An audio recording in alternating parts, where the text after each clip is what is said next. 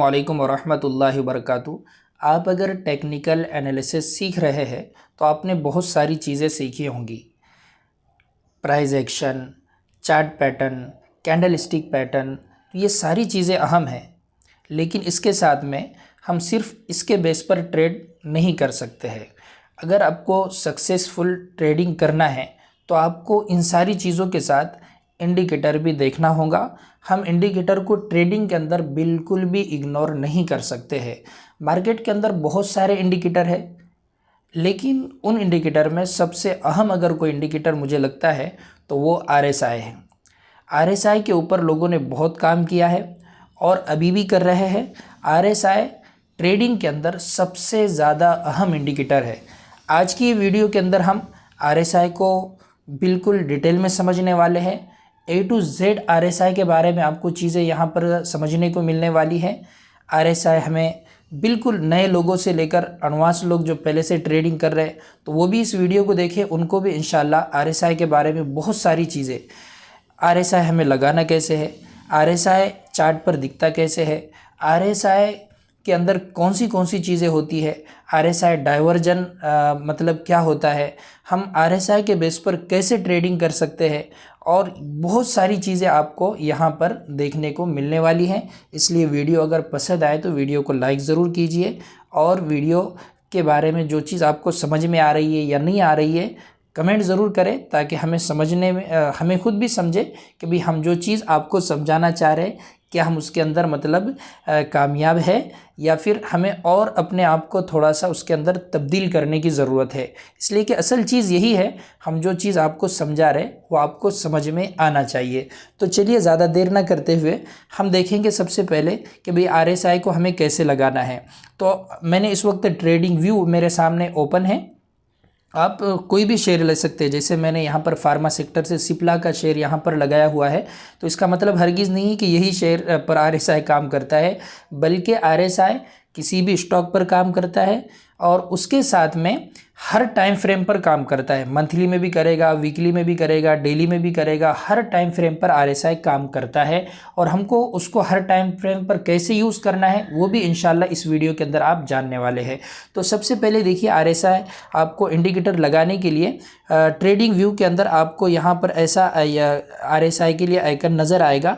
आपने सिंपल इस पर क्लिक करना है। अच्छा है, सिर्फ ट्रेडिंग व्यू में नहीं बल्कि आप कोई भी डीमैट अकाउंट अगर ओपन करते हैं, मान लो आपके पास अप स्टॉक है, आपके पास ग्रो है, तो आप इन सारे मतलब डीमैट अकाउंट के अंदर भी चार्ट का मतलब जो भी जगह होती है, तो वो जब चार्ट को आप ओपन करेंगे तो वहाँ पर भी उस डीमैट अकाउंट के अंदर भी मतलब आप RSI को यूज़ कर सकते हैं। तो आपको सिंपल यहाँ पर क्लिक करना है। जब यहाँ पर आप क्लिक करेंगे तो यहाँ पर आप सर्च में जाएंगे और सर्च में जाने के बाद आप सीधा टाइप करेंगे RSI, ठीक है। वो टाइप करने के बाद आप यहाँ पर देखें ये वाला रिलेटिव स्ट्रेंथ इंडेक्स, आपको सिंपल इसके ऊपर क्लिक करना है। और जैसे ही आप इसके ऊपर क्लिक करेंगे ना तो आपको देखिए हमारा RSI चार्ट के ऊपर आ चुका है, ठीक है। अब चार्ट के ऊपर आने के बाद है ना, हमको सबसे पहले इसकी सेटिंग करना पड़ती है। इसके अंदर जो सेटिंग आती है वो थोड़ी सी अलग आती है। हमको मतलब पहले लोग जो सेटिंग आती है 70 और 30 की, लोग इसी पर काम करते थे, लेकिन आप लोगों ने अपना तरीक़ा बदल दिया है। आपने बहुत सारे वीडियो में देखे होंगे कि लोग 70 और 30 की बात करते हैं, लेकिन अब उसकी जो सेटिंग करना है उसके लिए हम सिंपल ये जो सेटिंग वाला यहाँ पर आइकन दिख रहा है इसके ऊपर क्लिक करेंगे और जैसे ही इसके ऊपर आप जाएंगे तो फिर आपको यहाँ पर नीचे की तरफ आना है।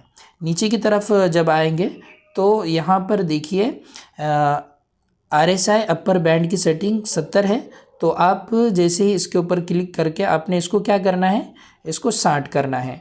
और यहाँ पर RSI लोअर बैंड की सेटिंग आप देख रहे होंगे 30 है, 30 है, तो आप इसको करना है 40।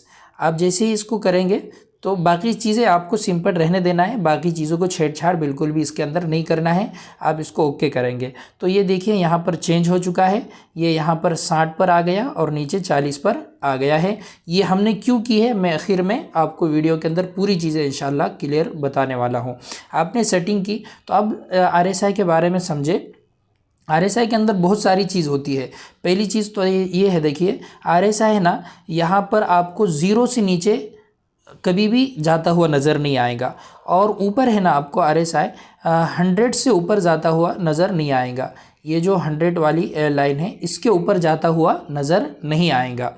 ठीक है, तो दो चीज़ें आपने समझ ली, ज़ीरो से नीचे नहीं जाएगा और 100 से ऊपर आरएसआई नहीं जाएगा।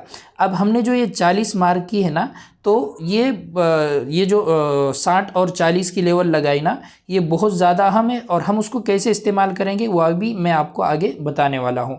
आरएसआई के अंदर चौथी चीज़ होती है, ये जो आपको लकीर नज़र आ रही है ना, हम इसका थोड़ा सा कलर रहने देते, कोई मसला नहीं है। तो ये जो है ना, ये मेन आरएसआई है, और उसके दरमियान में ये पीली लकीर जो आपको नज़र आ रही है ना, ये उसका मूविंग एवरेज है। ये भी बहुत काम का है, बहुत सारे लोग इसको इस्तेमाल नहीं करते, लेकिन करना चाहिए, मेरे हिसाब से बहुत काम की चीज़ ये भी है। अब आरएसआई आपने यहाँ पर लगाया। अब आरएसआई के अंदर समझने वाली बात ये होती है कि आरएसआई, देखिए जब आरएसआई है ना बिल्कुल 40 के नीचे जाता है, ठीक है, 40 के नीचे मान लो 30 पे आ गया या 30 के नीचे आया, तो उसके अंदर क्या होता है, जब भी आरएसआई, आप पूरी हिस्ट्री पीछे तक देखेंगे, जब भी आरएसआई 30 के नीचे इस तरह आता है तो वो होता है और सोल्ड जोन के अंदर। यानी ये होता है, इसका मतलब कि अब जितनी सेलिंग होना चाहिए था उतनी, उससे ज़्यादा सेलिंग हो चुकी है, अब लोग सेल करना बंद कर देंगे। अब देखिए यहाँ पर आरएसआई बिल्कुल इस तरह और सोल्ड जोन के अंदर आया था, फिर इसके अंदर एक तेज़ी बनी। यहाँ पर आरएसआई और सोल्ड जोन के अंदर आया था, फिर वापस इसके अंदर एक तेज़ी बनी। ठीक है, आप इसके पीछे कहीं तक भी जाकर देखेंगे ना, तो आपको यही सूरत हाल नज़र आएगी। जब आरएसआई 30 के नीचे बिल्कुल इस तरह आता है ना, तो उसके अंदर फिर क्या बनती है, प्राइस में एक मोमेंट आता है और तेज़ी बनती है। तो एक चीज़ ये समझना है अपने को कि जब भी आरएसआई और सोल्ड जोन के अंदर आता है, यानी आरएसआई बिल्कुल 30 या 30 के भी नीचे चला जाता है, तो वो और सोल्ड जोन कहलाता है। यानी इसका मतलब ये है कि जितनी सेलिंग होना चाहिए उतनी सेलिंग हो चुकी है, और अब यहाँ से मतलब सेलिंग नहीं हो सकती है, और ज़्यादा स्टॉक का प्राइस नहीं गिर सकता है। तो क्या हम मतलब आरएसआई जैसा ही 30 के नीचे आया तो हमने उसको बाय कर लेना, ऐसा बिल्कुल भी नहीं है, वहाँ से भी कुछ नीचे आ सकता है। उसके लिए हमें क्या करना है, फिर कब बाय कर सकते हैं, उसके लिए सिंपल मैं चीज़ आपको बताऊँ। जब भी नीचे आने के बाद इस तरह डबल बॉटम बनता है, ठीक है, जैसे डबल बॉटम यहाँ पर बना, तो इसका मतलब ये है कि अब जो ये 30 के नीचे आया था तो लोगों ने सेलिंग बंद की है, और फिर ये बाइंग जोन के अंदर वापस आ गया। एक चीज़ तो ये है, जैसे यहाँ पर भी डबल बॉटम बना, ठीक है, वापस फिर उसके अंदर तेज़ी आ गई प्राइस में। एक चीज़ तो ये है। दूसरी चीज़ ये है, अगर एक चीज़ आप समझ ले रहे हैं, दूसरी चीज़ ये है कि आरएसआई इसका 30 या 30 के नीचे चला गया, तो वापस फिर आरएसआई इस तरह नीचे आया 30 के, और वापस फिर घूमकर ये 40 के ऊपर निकल गया, ऐसा 40 के ऊपर। तो आप ये समझ लेना कि अब गिरावट इसके आरएसआई की ख़त्म हो चुकी है, प्राइस जितना गिरना था गिर गया, अब लोगों ने बाइंग स्टार्ट की है, और 30 से उठकर आरएसआई 40 के अंदर जैसा ही जाएगा तो उसके अंदर स्ट्रेंथ आएंगी, उसके अंदर ताकत आएंगी, और वहाँ पर आप बाय कर सकते हैं। तो ये हमने और सोल्ड जोन की बात की। अभी डाइवर्जन वगैरह भी हम आखिर में देखने वाले हैं, इसलिए वीडियो के अंदर ज़रूर बने रहे, आपको बहुत चीज़ें यहाँ पर सीखने को मिलने वाली है। तो हमने आरएसआई की नीचे की लेवल की बात की है, 30 और 40 की, ठीक है, ये आपको समझ में आया होगा। दूसरी चीज़ ये है कि ऊपर की जो लेवल है, ठीक है, ऊपर की जो एक चीज़ मैं और आपको थोड़ा सा यहाँ पर क्लियर करूँ, नीचे के लेवल की, जब प्राइस गिरते गिरते ऐसी 40 तक आती है ना, जो हमने 40 की लेवल मार की, तो 40 पर अक्सर आरएसआई क्या करता है, सपोर्ट लेता है और ऊपर की तरफ जाता है। जैसे कि यहाँ पर हुआ, 40 तक आया, फिर सपोर्ट लेके वापस चले गया। देखिए यहाँ पर ऊपर निकला, फिर 40 पे सपोर्ट लेके ऊपर की तरफ चले गया। यहाँ पर भी आप देख सकते हैं 40 के करीब आया, फिर सपोर्ट लेके वापस चले गया। तो ऐसा अक्सर होता है कि ऊपर से आरएसआई गिरते गिरते अगर 40 तक आ गया, 40 तक आ गया, तो वहाँ पर एक सपोर्ट कंफर्म होता है और ऊपर की तरफ जाता है। लेकिन नीचे कभी 30 तरफ आया तो हमें कैसे उसके अंदर उसको देखना है, ये मैंने आपको बता दिया। अब हम बात करेंगे ऊपर के लेवल की, ठीक है। तो सबसे पहले देखिए ऊपर के अंदर क्या करना है, जब भी आरएसआई मतलब 75 या 80 के दरमियान में जाता है, 75 या 80 के पास RSI जाता है तो वो और बोर्ड जोन कहलाता है, और फिर वहाँ से प्राइस के अंदर एक गिरावट शुरू होती है। तो अगर आपने किसी स्टॉक को देखे कि बहुत चढ़ रहा है, अच्छा ब्रेकआउट दिया, लेकिन उसका RSI ऑलरेडी 75-80 के पास है, तो फिर वहाँ पर अपने को स्टॉक को बाय नहीं करना है, वो और बोर्ड जोन के अंदर जा चुका है। यानी जितनी बाइंग होना थी और जितना प्राइस को ऊपर जाना था ऑलरेडी वो जा चुका है बाइंग के एतबार से। अब वहाँ से उसके अंदर गिरावट के चांस बनते हैं। इसलिए आप यहाँ पर चार्ट के ऊपर देखेंगे तो आपको समझ में आएगा, जब भी RSI इस तरह ऊपर की तरफ जाता है तो उसके अंदर फिर क्या होती है, तेज़ गिरावट होती है। देखिए यहाँ पर देखिए, यहाँ पर देखिए, यहाँ पर देखिए, जितना भी RSI मतलब एकदम से 80 के करीब जाता है, 75-80 के करीब, तो उसके अंदर फिर क्या होती है, गिरावट होती है। तो RSI अगर 75-80 के आसपास है बिल्कुल, और वहाँ पर ख़ास तौर से डबल बॉटम डबल टॉप जिसको बोलेंगे, एम पैटर्न ऐसा RSI के अंदर बन गया तो फिर उसके अंदर गिरावट होती है। हमें वहाँ पर स्टॉक को बाय नहीं करना है। एक चीज़ तो ये है। दूसरी चीज़, हमने जो ये 60 की लकीर यहाँ पर मार्क की है ना, वो इस वजह से की है कि एक चीज़ ये है कि भाई RSI आपका 80 तक गया, 75 तक गया, अब उसके अंदर गिरावट हो रही है, RSI ऐसा ऐसा करते हुए नीचे आ रहा है और यहाँ पर 60 पर आया है। तो अक्सर ऐसा होता है कि 60 पर आने के बाद RSI 60 पर यहाँ पर सपोर्ट लेता है और फिर उसके ऊपर बाइंग शुरू हो जाती है। मतलब RSI जो बहुत ज़्यादा हिट हो गया था तो मतलब वो कूल हो जाता है 60 पर आने के बाद, और फिर बायर आ जाते हैं और उसको फिर ऊपर की तरफ ले जाते हैं। तो दूसरी चीज़ हमने RSI के बारे में, पहली चीज़ ये सीखी कि हमको अगर RSI 80 के करीब गया तो और बोर्ड जोन है, वहाँ पर बाय नहीं करना है। दूसरी चीज़ ये सीखी कि जब 80 से गिरता गिरता हुआ 60 के पास आया और 60 पर अगर सपोर्ट लेता है और फिर ऊपर की तरफ जाता है तो वो एक बायर वहाँ पर एक्टिव हो जाते हैं। हमने यहाँ पर बाय कर सकते हैं। सिर्फ इस बेस पर नहीं है, हमें फिर वहाँ पर प्राइस एक्शन देखना है, सपोर्ट देखना है, रजिस्टेंस देखना है, कैंडल स्टिक पैटर्न देखना है, सिर्फ RSI के बेस पे नहीं। लेकिन एक RSI इंडिकेटर है, वो हमें इंडिकेट करेगा कि यहाँ पर आपको क्या करना है। तो दो चीज़ें हमने ये देखी। तीसरी चीज़ 60 की जो लेवल हमने मार्क की है ना, तो उसके बारे में तीसरी चीज़ हमें जो देखना है वो ये है कि प्राइस RSI जब मतलब नीचे की तरफ से ऊपर की तरफ इस तरह जाता है और 60 में जब 60 के ऊपर जैसा इस तरह निकलता है तो उसके अंदर मतलब बहुत ज़्यादा ताकत आती है। और फिर RSI जब 60 पर निकलता है ना तो उसका मतलब ये होता है कि अब यहाँ से प्राइस के अंदर मतलब बहुत जल्दी तेज़ी के साथ मतलब ग्रोथ होंगी और तेज़ी के साथ प्राइस ऊपर की तरफ जाएगा। तो RSI 60 के ऊपर जब होता है ना तो बहुत अच्छा है। लेकिन आपको ये देखना है तीनों टाइम फ्रेम पर, मंथली चार्ट के ऊपर भी RSI आपको 60 के ऊपर चाहिए, वीकली के चार्ट के ऊपर भी आपको RSI 60 के ऊपर चाहिए, और डेली चार्ट पर भी RSI आपको 60 के ऊपर चाहिए। अगर इन तीनों टाइम फ्रेम पर RSI 60 के ऊपर है ना तो फिर उसके अंदर बहुत तेज़ी से मतलब 2-4 दिन 8 दिन के अंदर ही आपको अच्छे खासे रिटर्न 10-15% के यहाँ पर आसानी से मिल सकते हैं। तो हमने RSI के अंदर मुख्तलिफ़ चीज़ें देखी, नीचे के लेवल पर भी और बोर्ड होने के बाद भी और सोल्ड होने के बाद भी 40 की लेवल भी हमने देखी, 60 की लेवल भी देखी। अब मैं एक चीज़ आपको ये बताना चाहता हूँ, RSI के अंदर ये जो मूविंग एवरेज है ना पीले कलर वाली, तो ये भी बहुत ज़्यादा अहमियत की हामिल है। जब मतलब उस RSI उसके मूविंग एवरेज को नीचे से ब्रेक करता है, जैसे देखिए यहाँ पर ब्रेक किया तो तेज़ी आई, यहाँ पर ब्रेक किया तो तेज़ी आई, नीचे से काटना चाहिए, यहाँ पर ब्रेक किया तो तेज़ी आई, यहाँ पर ब्रेक किया तो तेज़ी आई, यहाँ पर ब्रेक किया तो तेज़ी आई।